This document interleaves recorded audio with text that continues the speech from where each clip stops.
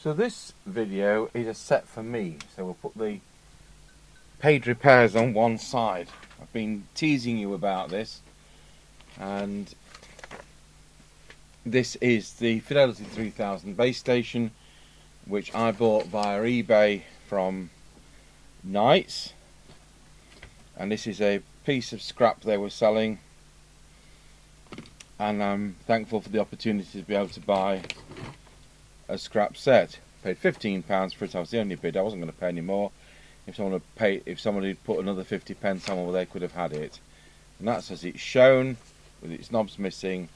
There's lots of pictures of the inside, so you could make up your own mind as to whether you thought it was complete or not. Clearly not a set suitable for retail. You know, what would somebody add to a Fidelity 3000? Normal power output for the transmitters on these is 1.8 to 3.5 watts. You know, it's not exactly the most powerful set in the face of things. So I can't even speak. For spares, a rather rough looking example. This one has a couple of knobs missing and the volume control is pushed into the radio. I've not even tried plugging it in. I've included pictures of the inside so you can judge for yourself whether there's any missing parts. Sold spares or repairs, and clearly that's headed towards spares, isn't it? And this, of course, is an uneconomic and pointless repair as far as any commercial two-way radio place is concerned. So I don't want you to think for a moment that if we actually get this to work, you know, wow, aren't I clever? No, it's not about that. What I want is this to plug into our tannoy system, so that if people are in like a mile away, we're going to put an indoor aerial in the loft, one of those Stereo 45 signal keepers, is it? I can't remember. We're going to put one of those aerials in the loft, just so we get mile and a half range, that kind of thing. And it's just so when people turn up who we're expecting, if they're not radio hams and call us through on the GB3GR repeater, they can call through on channel 31 on the CB. So it'll be permanent on channel 31. It doesn't need to have a channel knob, and we can pull off the calibrate knob and we can pull off the RF gain knob and put them to volume and squelch if we can overcome the problem with the volume control. But we don't need the volume control either. That can be at minimum, because the reason I bought this, there's only two sets with this facility. It has a socket for a tape recorder at the back, and by the way, it records just the incoming receive, so don't think it doesn't take a feed off your transmit. So because it has a tape recorder socket, we'll be able to plug that in to the mixer for the tannoy system, and it'll just come over the tannoy if it receives anything. The other one was the Wagner stroke grandstand base station, which had a 5-pin DIN socket, which is even better. I'm not a big lover of 3.5mm jacks. So we're going to open this up, and we'll start by taking the knobs off. This may be in several parts, and as long as we can get this to receive, but it would be nice if it would transmit, because then I could say Roger back to people as well. It would be nice to use something that's clearly been written off years ago. And at least it's got some screws with it.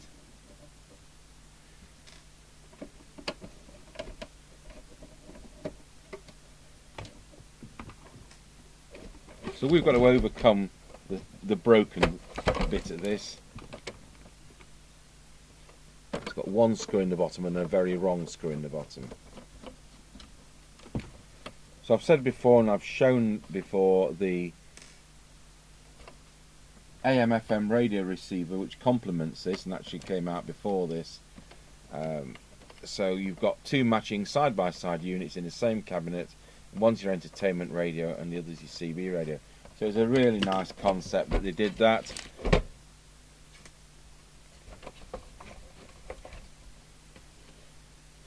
So the speaker's been unsoldered and proudly says it's brand great. I think that hole's been created with a soldering iron.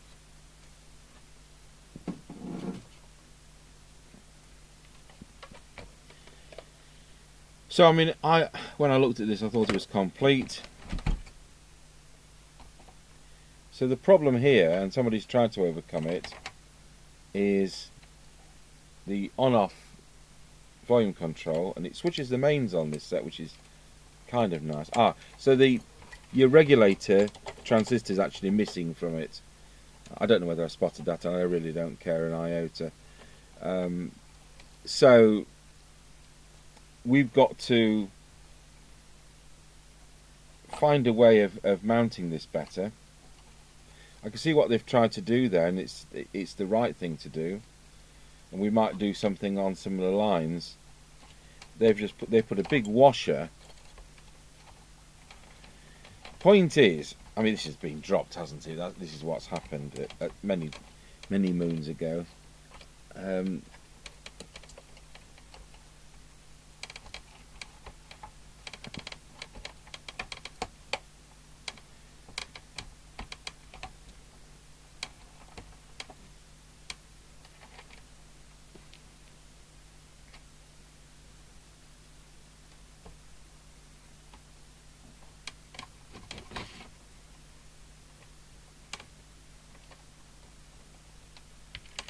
Is there enough of that coming through that type of washer? I might be able to find a thinner washer.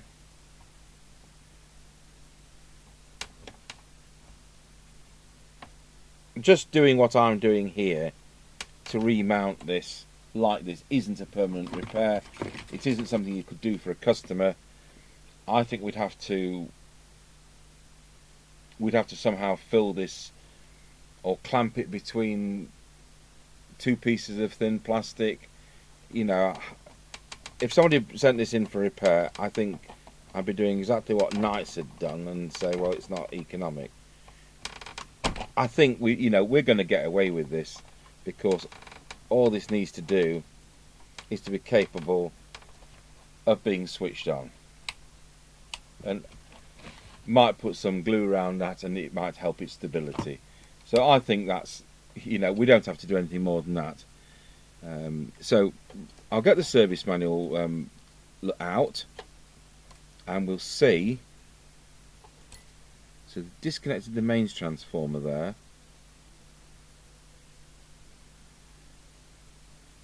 That's to the speaker, I expect.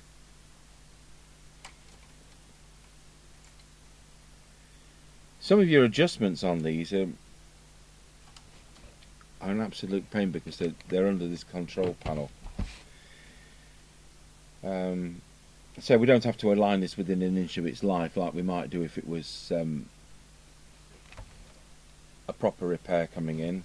It just needs to work adequately for the application.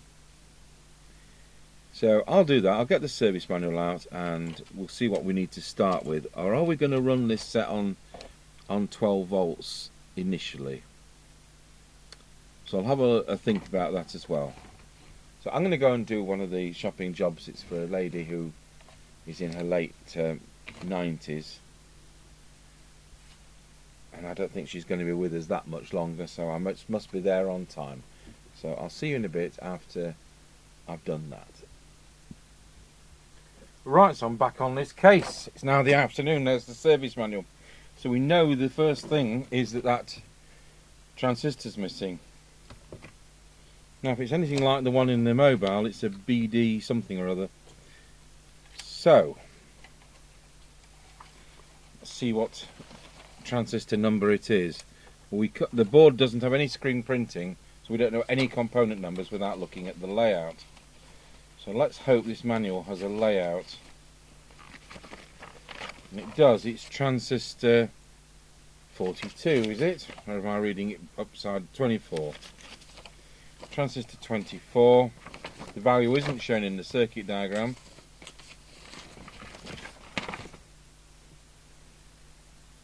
There it is in the circuit. Series pass transistor for the power supply.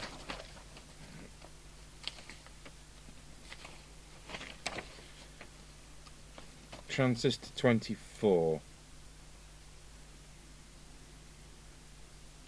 So it isn't shown, is it? But we know, I just said to you that it's the BD2 BD something or other is the regulator transistor in the mobile version. So the chances are, we know that SC2166 is going to be the output transistor, and if I looked up SC495, I wouldn't be surprised if that isn't the driver transistor. So the only one that it leaves is BD241, so that's what it is. Elementary, my dear Holmes. Or was it Watson? So BD241 is what we're going to put in it. So I will just go over to stores and have a ruffle. A rummage. Right, so just soldering in this BD241. And it doesn't need a installation kit because the heatsink is isolated from everything else. Just want to check that the centre pin actually is connected to the other track up here.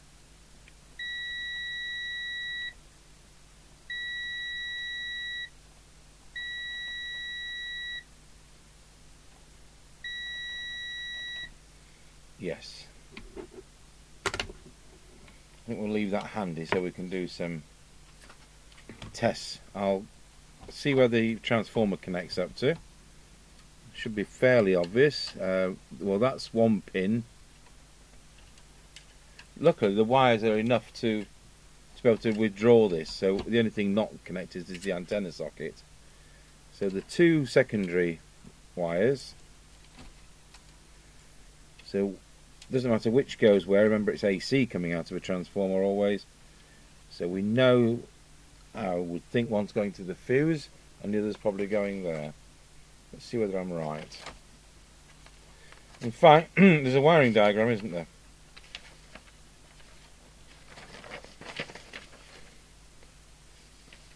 Yeah. So one blue wire goes to that post where it's being cut off, and the other goes to the fuse holder.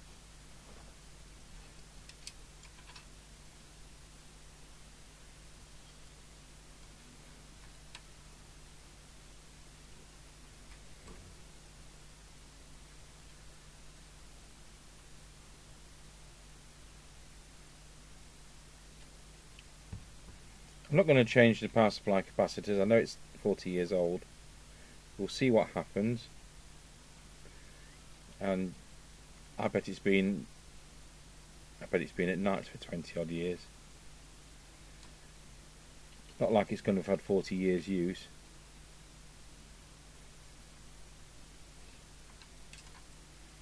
I'd love to know what somebody was trying to do to it with all these extra holes.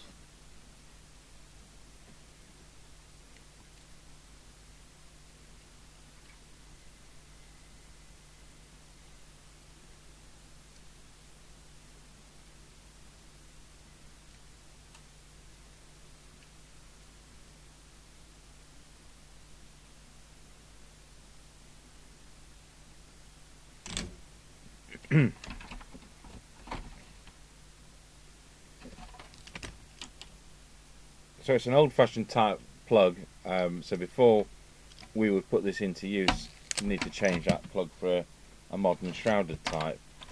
And of course we'll pat test this when we get anywhere near. But just for now, just make sure the plug's wired safely.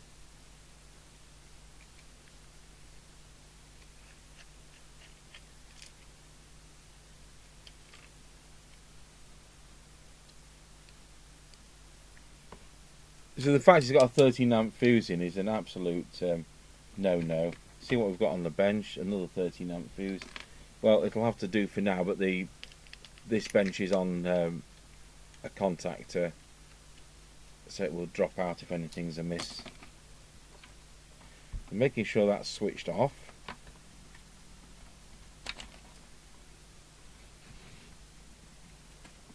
We'll plug it in.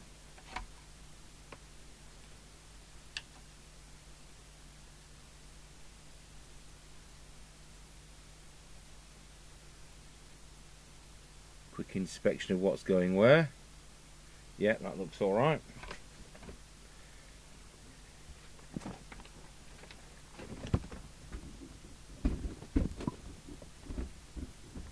Right, it's plugged in. I'm going to switch it on. It's lit up and it says channel 35 on the display. So it's obviously doing something.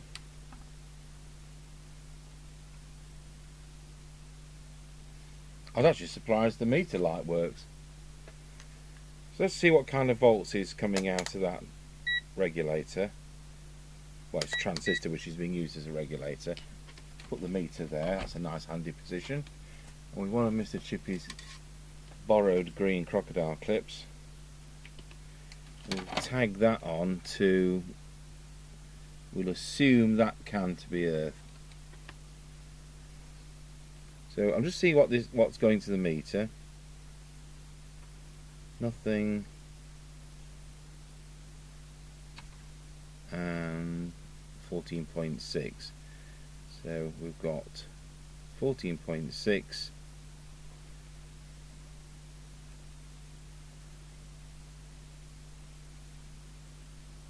So it looks like it's doing 14.6, which is probably what it's supposed to do.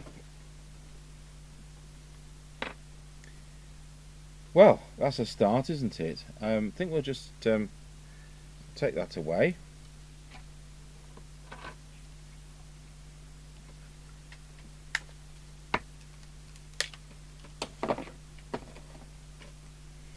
I think what we'll do is we'll plug an extension speaker in to the test equipment with the chassis still withdrawn. Now I need to know which one this is.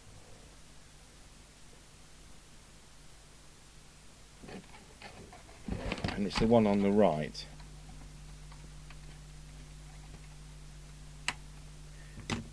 We'll also need a microphone. And is this wired like any other great set, or is it wired differently, is the big question. Can I find my list? Let's see if we've got a great wired mic just handy. Somehow I doubt it.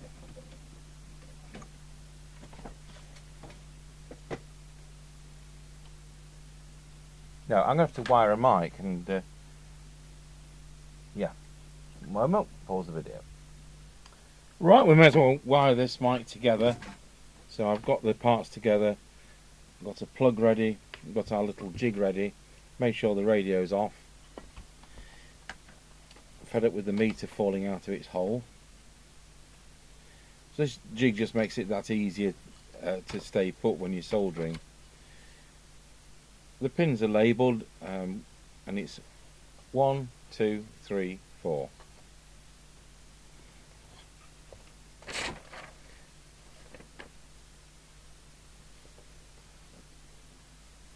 But whatever it is, we're going to wire it as this list. So it's Fidelity 1000 and 3000, so both the Great products. Great is a brand, not meaning fantastic. So it's pin out number 4. So the pin shown on this, oh, it's upside down. There we go. That's it. So receive PTT audio common. So with a new microphone, just a bit. I think these are a bit long. Anyway, we'll cope with it. So put the. Don't forget to put the boot on for the plug. Need to put a piece of sleeving on, otherwise it isn't going to clamp up because this lead is a little too thin for the clamp. And we've got on with these plugs, we've got a piece of sleeving just as an insulator, which is useful. So we know pin 1 here is receive, and that's the black wire normally. And guess what?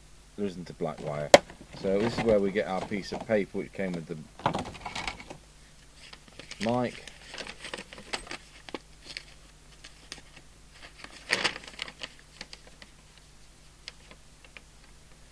And of course it says the black wire.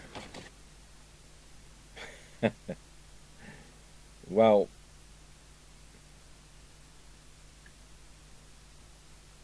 yellow's clearly the mic, because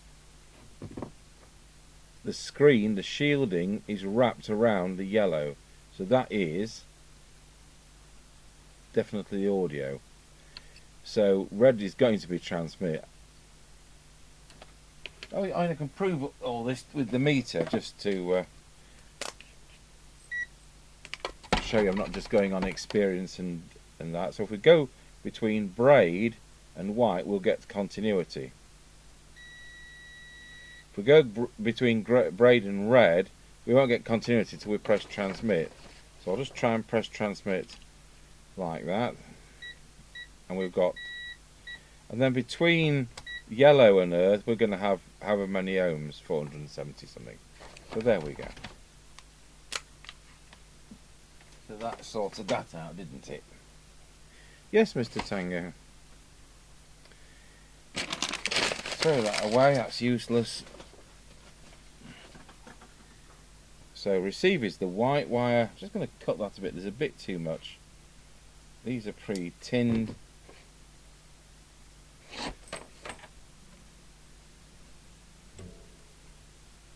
This plug is recovered from a brand new mic that came with a plug of the wrong type. You know, sometimes we'll buy mics in and all they've got in stock is ones already with plugs on. So obviously we're not going to throw those away because we've just paid for them. So sometimes when we've done that and we end up putting a 5-DIN on, for example, we're going to have to recover the plug, which is what we're doing here.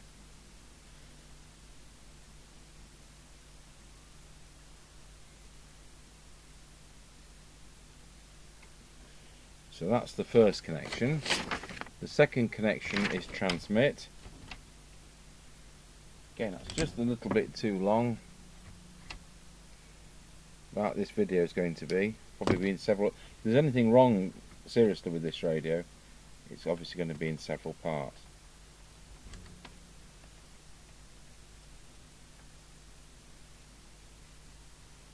And then audio. That's actually the right length.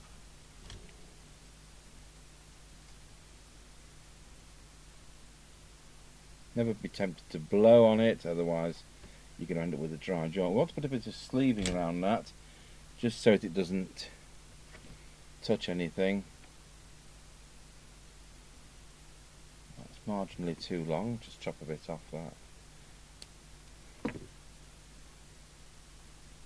Ideally it would fit better, but that's heat shrink sleeving.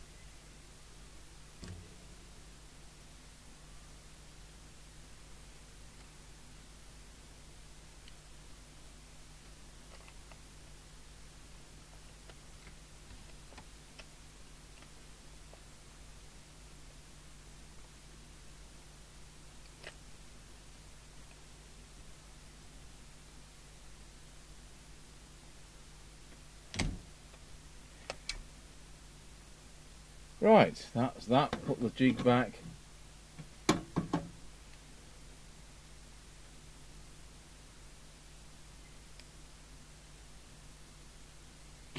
Put the insulator there.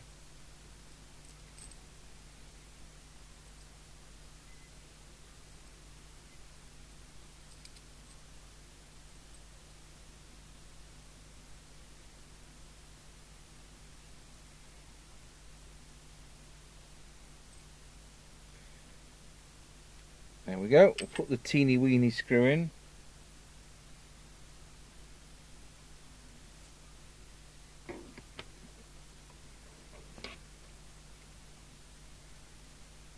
Knight's actually sell replacement screws for mics, and this is the teeny weeny screw. I think they're 25p.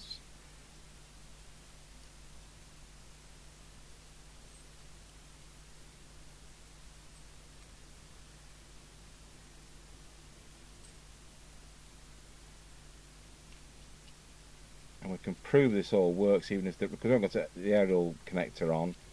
We can prove all this works by going into public address. There's another base with public address, which is useful. Whatever people think.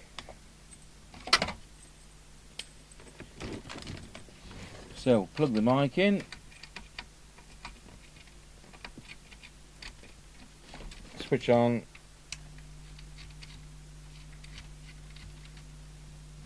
We've got no audio, but I don't know where these switches are supposed to be. So we want it in. Well, I'll tell you what, we'll press PA.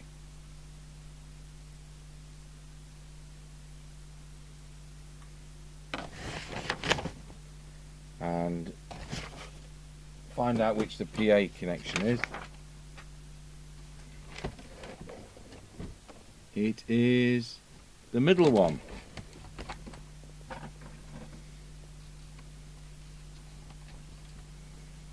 Actually, we're not going to get, because we're not connected to the aerial, we're not going to get an earth return, so that was a flawed test.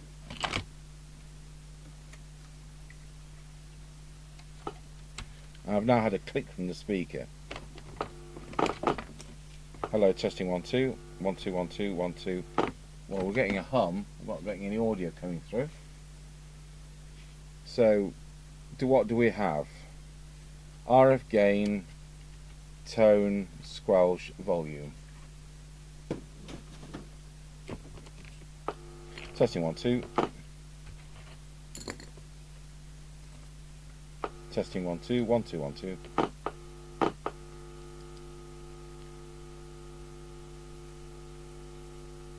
That's interesting. I mean, that's as if it's ha. We've got a wire off. We've got a wire off the mic at the socket. Because these have been disconnected before.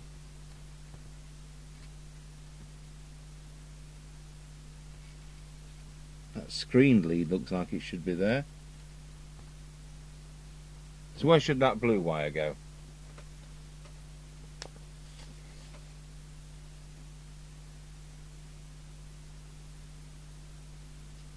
The screen lead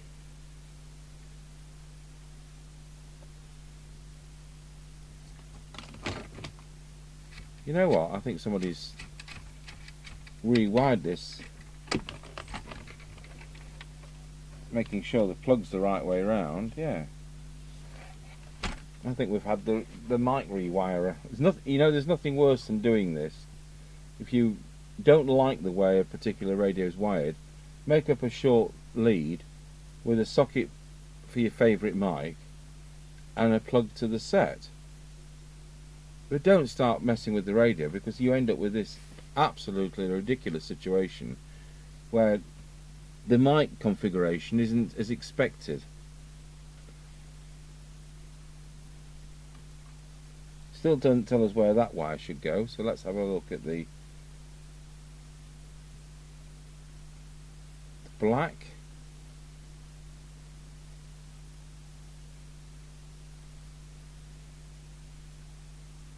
We've got yellow, black, and according to this is black as well.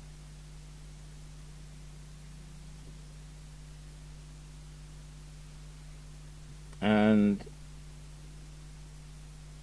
let's just have a look how this is being wired, because both that grey wire and that black wire, no, it can't go to the same point, can they?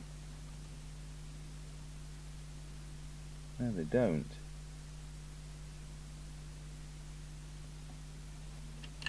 That's interesting, because it's not how shown on the circuit.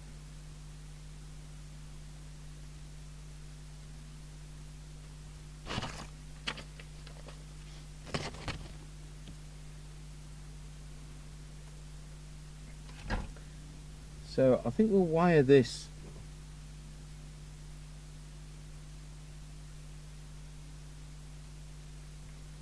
red.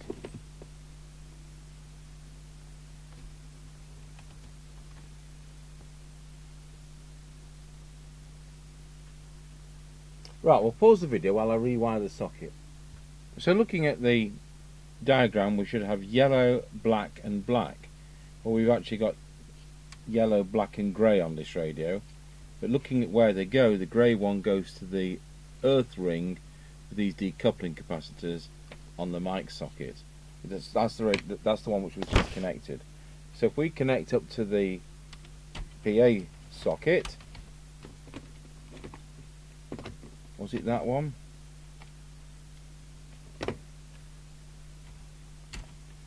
Can't remember which one it was now. Oh, you have to plug the mic in, don't you?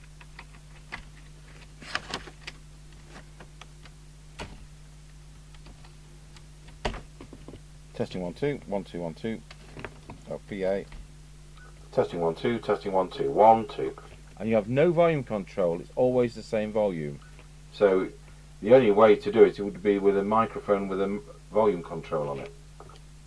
So we have public address working, and that proves that we've now got most of that wiring right, if not all of it.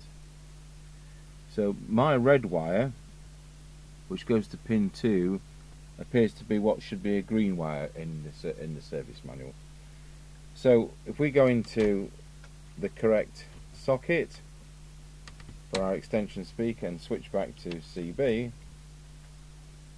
I've got a little bit of hiss from the speaker, and I've got no transmit. Hiss goes off, we've got no transmit light, and we've got no receive. I'm going to put the signal generator on for channel 20 and just see whether we're actually receiving anything in the RF side, which we can see on the meter.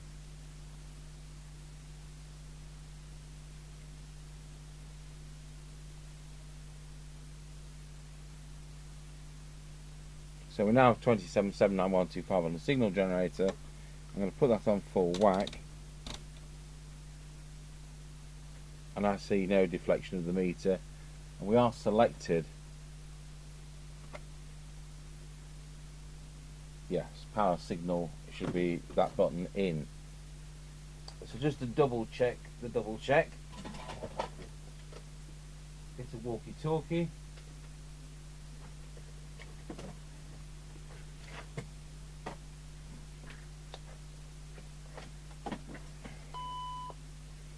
Pop it on channel 20.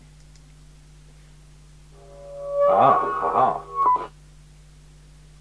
Oh, that is a revelation.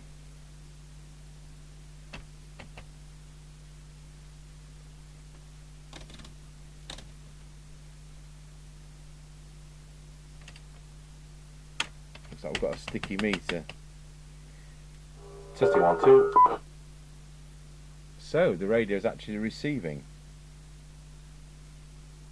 So is the fact that the squelch isn't opening just the fact that the squelch is not opening because of the squelch maladjustment or something? So the next thing is it's not actually going into transmit, or the LED's not working. So let's just see. Testing 1 2. It is transmitting. So it's transmitting tiny power because we've got, or the meter's not deflecting. The plot thickens, so it actually works a bit more than I thought. So do I now connect up that antenna socket?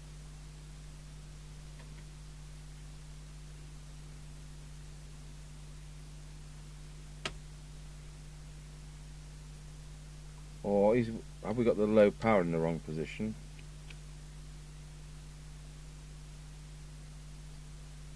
It looks to me like the yellow and the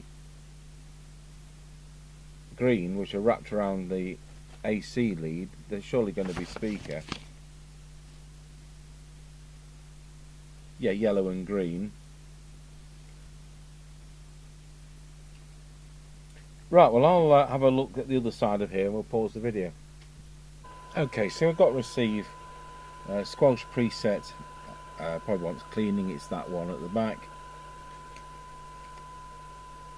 So what we're going to do is just see whether we can get better than we've got at the moment on receive. If we go to the Synod meter, you will see, if I switch the picture-in-picture on, that we've got 12 dB there showing, and that's 3 microvolts, which is pretty crummy, but would actually do in my application.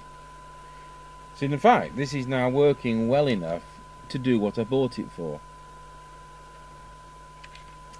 but we'd like to do more than that, wouldn't we? So what you need to do is put a jolly good signal on. We'll put the oscilloscope on. We'll put that on there. Just move that light back. Put enough signal on. Dirty control there. And we're not going to use a sweep generator method. We'll do it with the Synod meter. Because it's quite complex, but it is in the service manual, and I have shown it before on the other bench a few years ago. So what we're going to do is we need to check that T3 and T4 are maximum output. To be honest, they probably haven't been fiddled with, but we'll find out, won't we? So T3 and 4. T3 is there, and the one that isn't labelled is there, so that must be 4. So here goes, maximum output. That's maximum output, no adjustment needed.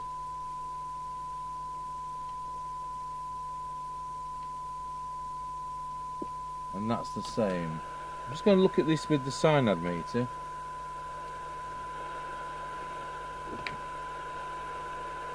Instead, or as well.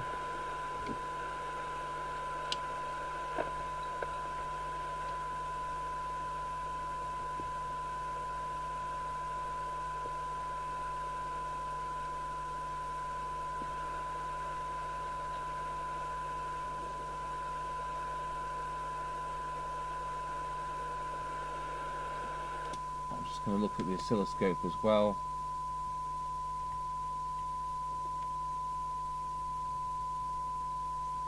I'm satisfied that's set. Now this is the one you do with the sweep generator, but we're going to use the Synod meter for. See what happens about there. No reason to believe it's out. That's spot on.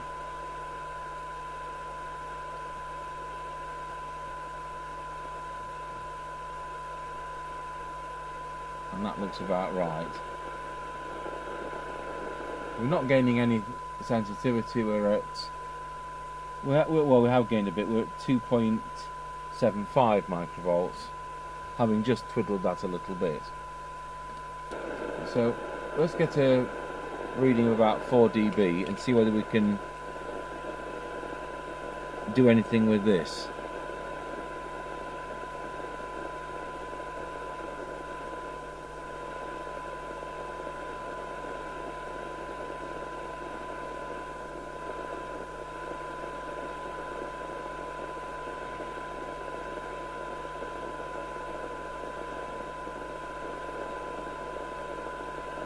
And the answer is, in fact, no, we can't.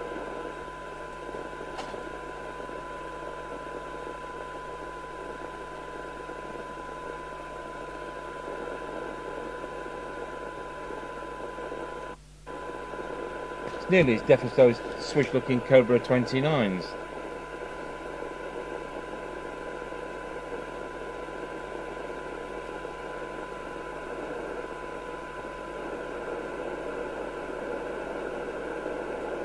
In fact, we can hear down to half a microvolt on it.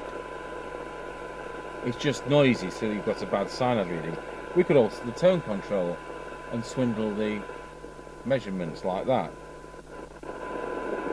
Let's see what we get now with the Synod meter. 12 dB. Well, I'm telling you a load of baloney because it's worse like that. That's interesting.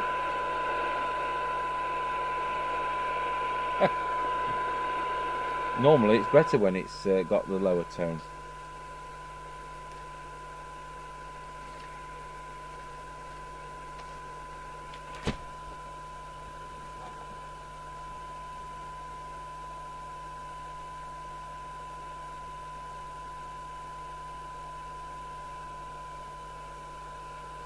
So I don't really want to upset these, it's part of the synthesizer.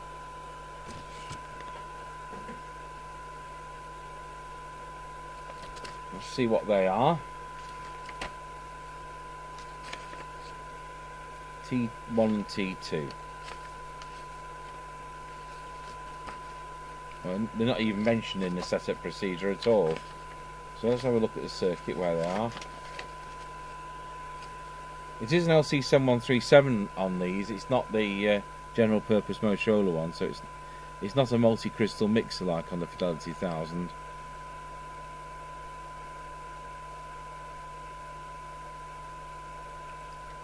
So let's see if we can find T1 and T2.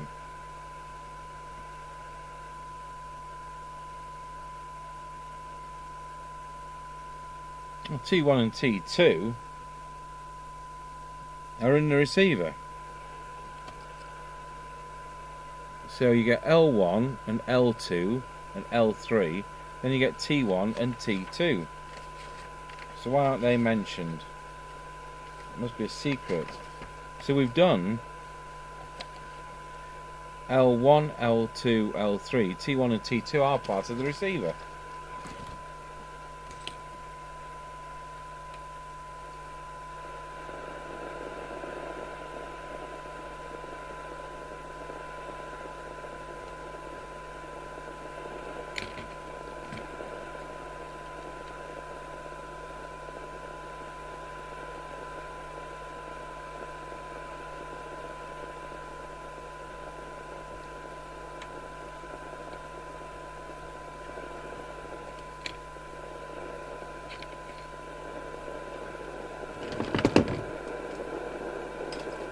Right, so moving back onto this, as you know, we've got no transmit.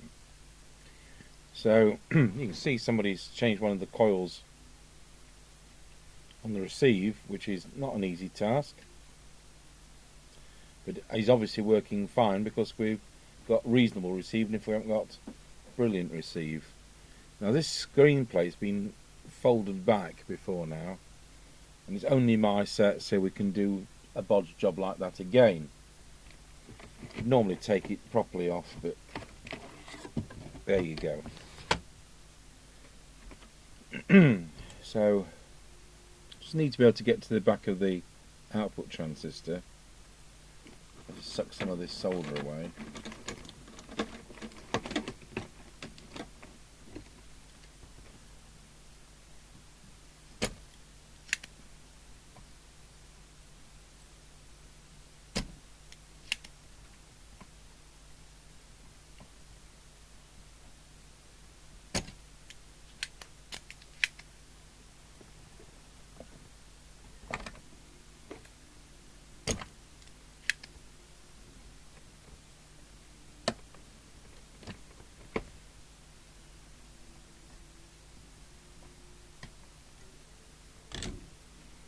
So we'll do exactly what they did. Oh, right. What on earth's been going on here? Dear.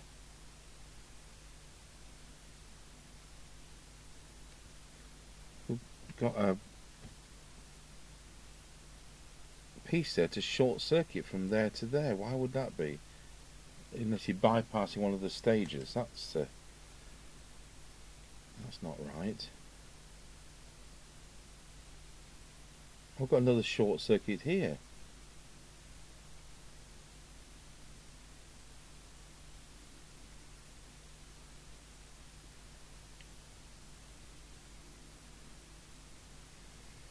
How bizarre.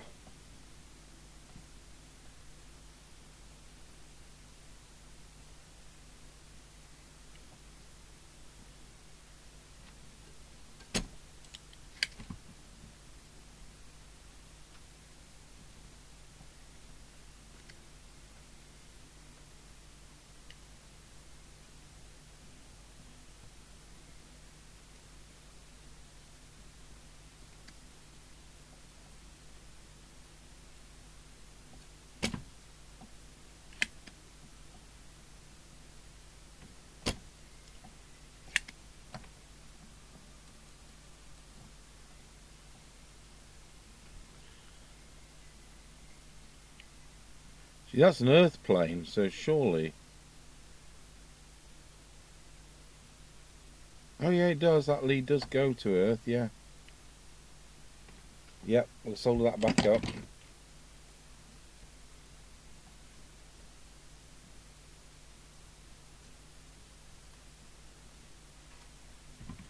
And then the other one they've shorted across.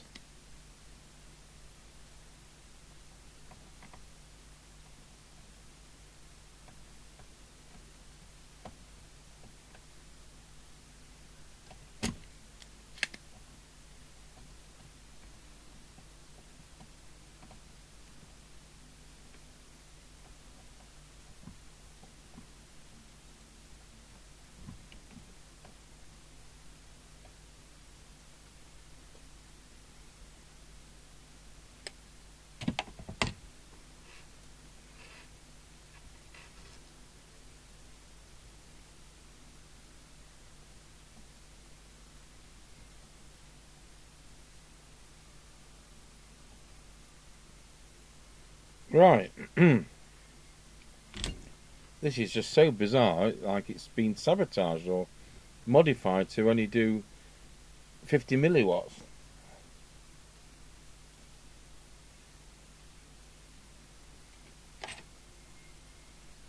Well, we'll power it up.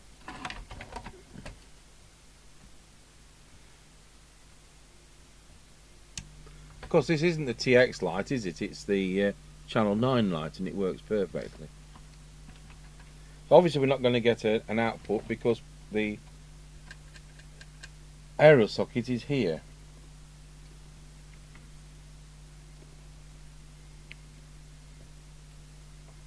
So if I go into transmit, does anything? I'm not expecting anything coming out. Of course not. Just make sure we're still transmitting a few feet. Testing 1, 2. We are.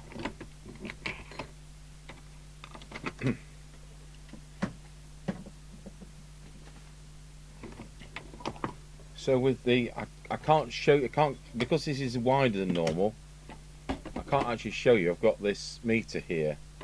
So this is the RF voltmeter. I'm just trying to see whether we've got any RF present.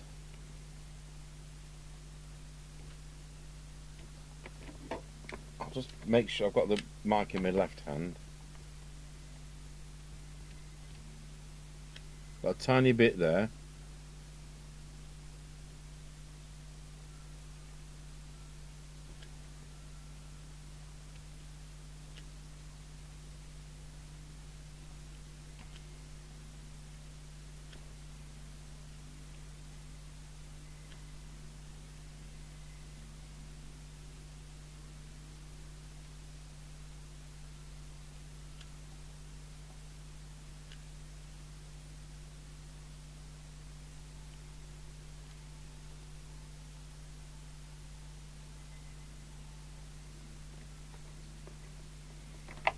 Now, another thing to check, of course, is have we actually got any power to these transistors, which have previously had shorting links put across.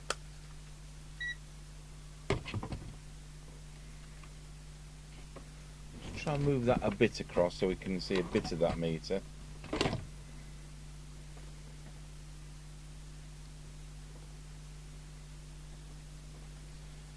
So, without looking at the circuit, I'd expect us to have a permanent feed for the output transistor.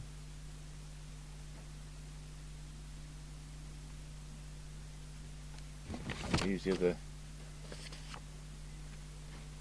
diagram might help.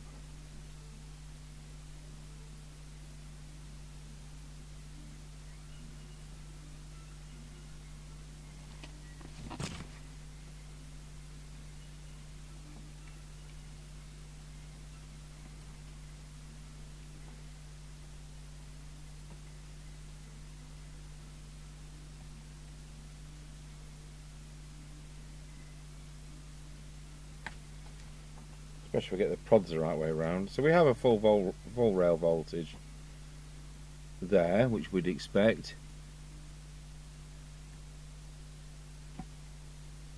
And on the driver transistor, probably only comes on when power's applied, as in transmit.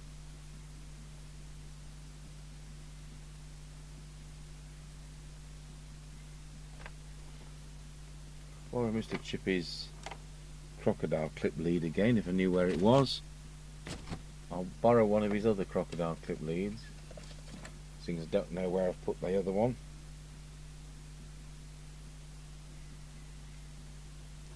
So I don't need this to transmit, but it'd be nice to find out why it doesn't.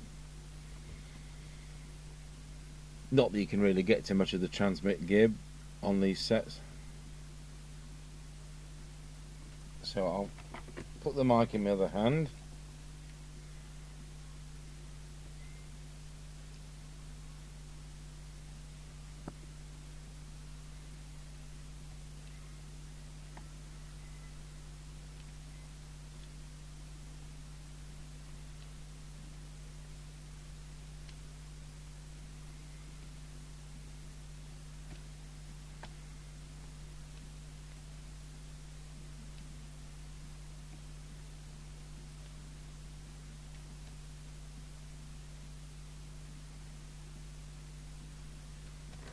Right, well I'll have a poke around there and we'll pause the video for now.